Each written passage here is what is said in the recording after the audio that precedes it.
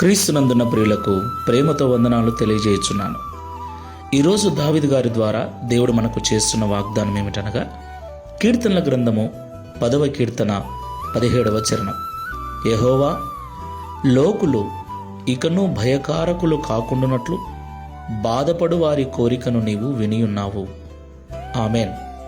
నా ప్రియమైన సహోదరి సహోదరులారా, మనం ఆరాధించేటువంటి దేవుడు కరుణా సంపన్నుడు, దయగలిగిన వాడు, కనికరము గల దేవుడు.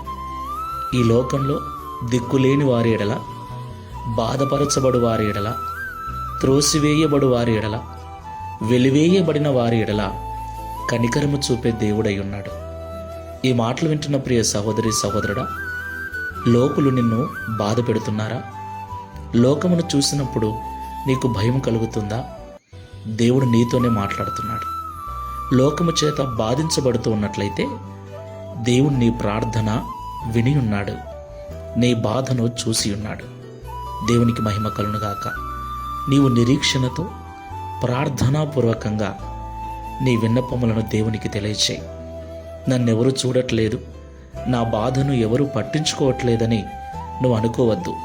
ఈ లోకంలో ఎవరు చూసినా చూడకపోయినా, ఎవరు పట్టించుకున్నా పట్టించుకోకపోయినా, నిన్ను నిర్మించిన వాడు నీకు తండ్రి అయి ఉన్నాడు, నిన్ను పుట్టించిన వాడు నీకు భర్త అయి ఉన్నాడు.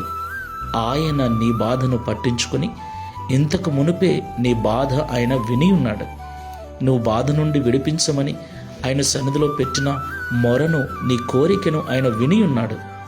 ధైర్యంగా ఉండు. ఇక ఎవరూ నిన్ను భయపెట్టరు. ఈ లోకములో ఎవరూ నీకు భయకారకులుగా ఉండరు. దేవుని మీద విశ్వాసముతో, నమ్మకంతో ప్రార్థనాపూర్వకంగా ఈ విశ్వాసపు యాత్రను కొనసాగించు. ప్రార్థన చేసుకుందాం. సర్వోన్నతుడా, సర్వశక్తిమంతుడా, భయంకరుడవైన తండ్రి, నీకు స్తోత్రాలు చెల్లిస్తున్నాను. ఆది సంభూతుడవు, నీ ఎదుట నిలబడగలవాడెవడు?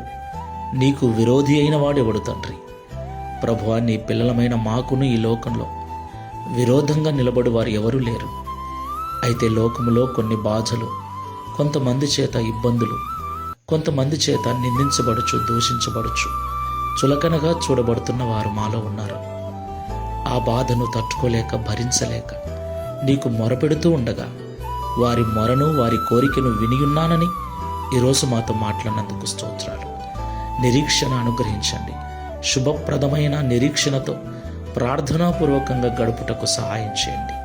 ఒకరోజు విడుదల పొందుకొని ఏ భయము లేకుండా ప్రశాంతంగా జీవిస్తామన్న నిరీక్షణతో ప్రార్థనను వదలక, మందిరమును విడవక, విశ్వాసముతో ప్రార్థించే మనసును అనుగ్రహించమని, ఈ దిన వాగ్దానమును మా అందరి జీవితంలో నెరవేర్చి ఒక దినమున దావీదు వలె మేము కూడా సాక్ష్యం ఇచ్చినట్లుగా సహాయం చేయమని యేసు నామములో ప్రార్థిస్తున్నాము తండ్రి. Amen. Praise the Lord. God bless you.